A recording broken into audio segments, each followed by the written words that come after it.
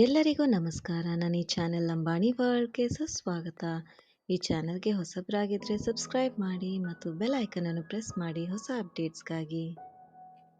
ಎಲ್ಲರಿಗೂ ಶುಭೋದಯ.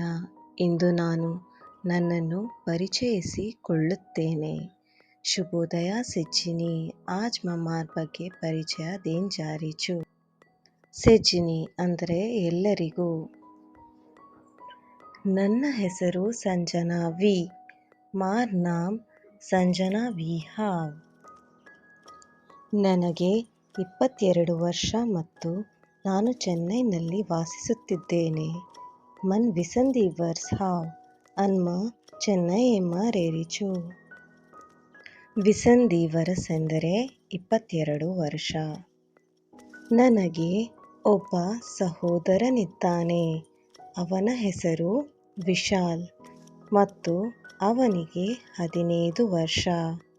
ಮನ್ ಏಕ್ ಭಾಯಿ ಛ और नाम विशाल हाव ಅನ್ವು 15 ವರ್ಷರ್ ಛ.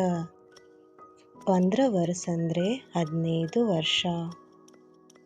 ನಾನು XYZ ಕಾಲೇಜಿನಲ್ಲಿ ಓದುತ್ತಿದ್ದೇನೆ.